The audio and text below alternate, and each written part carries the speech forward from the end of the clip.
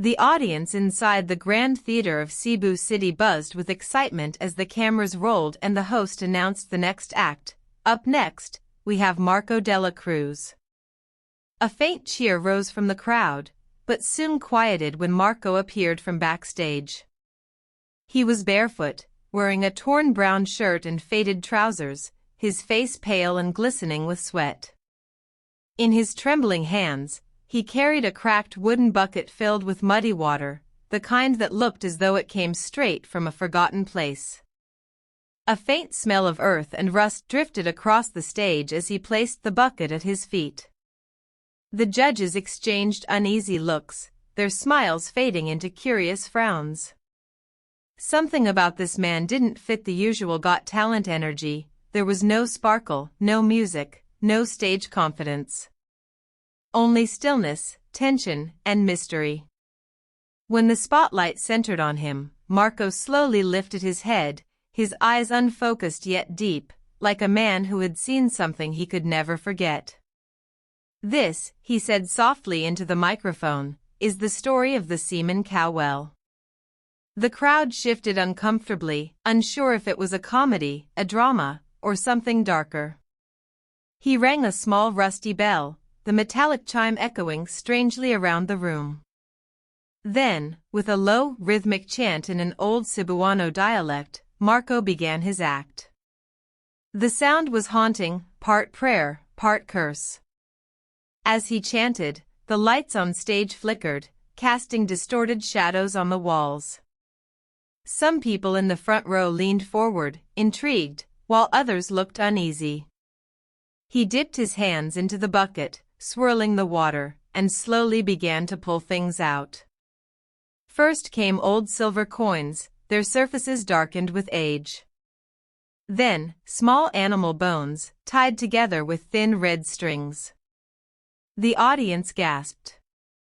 A few children covered their faces.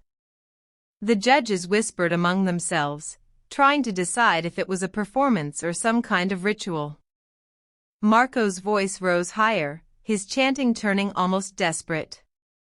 Suddenly, the microphone gave off a loud static sound. The lights dimmed again, and in that brief darkness, someone backstage screamed. The host froze. A camera operator claimed to have seen a shadowy figure move behind Marco, something tall and thin, but gone as soon as the lights returned. Marco didn't flinch. He stared at the audience, his chest heaving, and said, "The well remembers every cry." He poured a handful of the murky water onto the stage floor, and the liquid shimmered strangely under the lights, reflecting ghostly shapes that made everyone hold their breath. The theater was silent, no applause, no laughter, no music. Only the sound of water dripping and Marco's shallow breathing. Then he bowed, quietly picked up his bucket, and walked off stage. The judges didn't speak for several seconds. Finally, one whispered, "What did we just see?" No one had an answer. In that moment, the glitz of Got Talent turned into something else entirely. A haunting memory that would echo far beyond Cebu City's stage. Backstage, tension hung heavy in the air like mist after a storm. The production crew whispered among themselves, unsure whether Marco Dela Cruz's performance had been an act or a genuine ritual. The director, a seasoned American producer who had seen hundreds of strange auditions, stood frozen near the monitor, replaying the scene on loop. Each time Marco poured the murky water from the Seaman Cow Well, a faint, unexplainable shadow seemed to flicker across the screen. "Could be lighting," one technician muttered. But the sound engineer shook his head. "No, that sound, the one in the mic, wasn't static. It was breathing." The words sent chills through everyone in the room. Meanwhile, Marco sat alone in the green room, his bucket placed carefully beside him. His bare feet were caked with dust, and his fingers trembled as he rubbed a small, rusted coin between his palms. He didn't look up when the host approached, trying to break the silence. Hey, man, that was intense. People are really shaken. Marco finally spoke, his voice low and heavy. They should be. The well remembers. The host laughed nervously, assuming it was part of the act, but when he met Marco's distant eyes, his laughter died instantly. There was something ancient in that stare, something that didn't belong to the stage lights or cameras. Out in the main hall, the audience hadn't recovered. The judges still whispered in disbelief, debating whether to let the show go on. The female judge, normally bold and outspoken, looked visibly shaken. I swear, she said softly, when he poured that water, I saw a face in the reflection. It looked like a child crying. Her co-judge frowned, trying to stay rational. It's just performance art. Clever illusions. Maybe some kind of local superstition. But her hands were trembling, betraying her calm words. The studio team decided to cut to a commercial break, giving everyone time to recover. When the show resumed, Marco had vanished. His dressing room was empty, no sign of his clothes, his bucket, or even footprints on the damp floor. Only a faint smell of earth and rust lingered in the air. Security checked the cameras, but somehow, his exit wasn't captured. Every recording of the backstage hallway cut to static for 15 seconds right after his performance ended. Panic spread among the staff. Maybe he just left, one said, though his tone lacked conviction.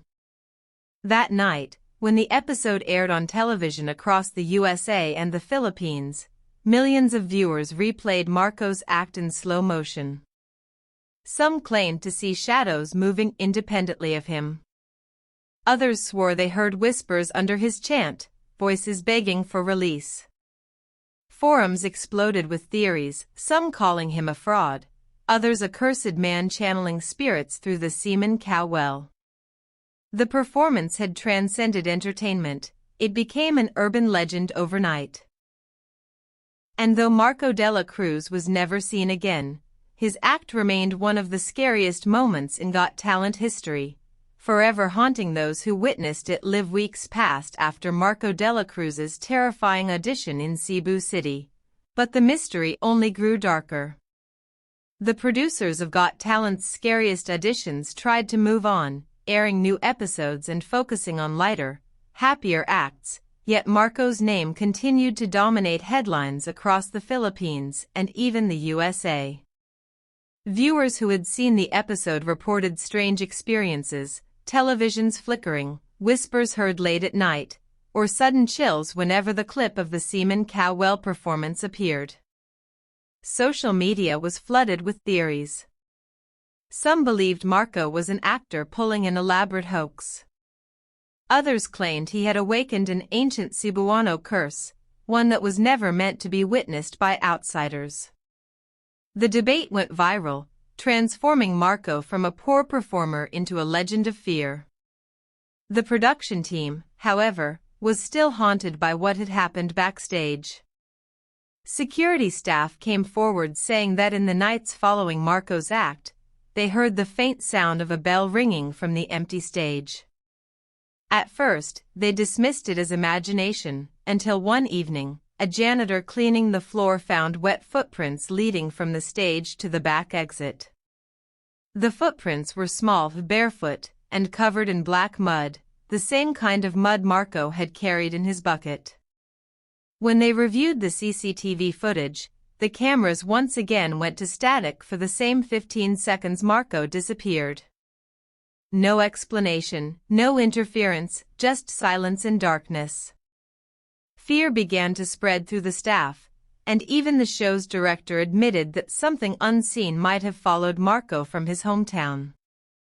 Out in the rural provinces near Cebu, reporters searched for the truth about the semen cow well. Local villagers told them stories passed down through generations. They spoke of a poor farming community struck by drought decades ago. Desperate for water, the villagers built a deep well, But when a cow fell inside and died, they believed its spirit cursed the water. Anyone who tried to draw from it would hear voices crying from below, the sound of hooves scraping against stone. The well became forbidden, sealed off by elders who said the dead had claimed it. Marco, they said, was born near that very well. His family lived in poverty, and his father once used the cursed water to feed their crops, bringing sickness and death to their home. The villagers whispered that Marco had spent his youth trying to appease the spirits trapped in that well.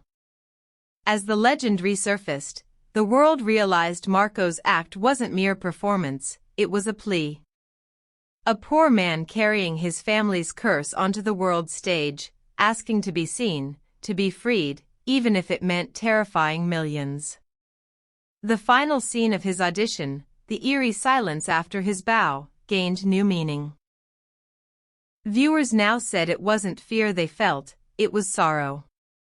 Marco Dela Cruz, the boy from Cebu's cursed well, had vanished, but his haunting performance lived on as a reminder that sometimes, the most terrifying stories come not from fiction, but from the forgotten pain of the poor who suffer unseen.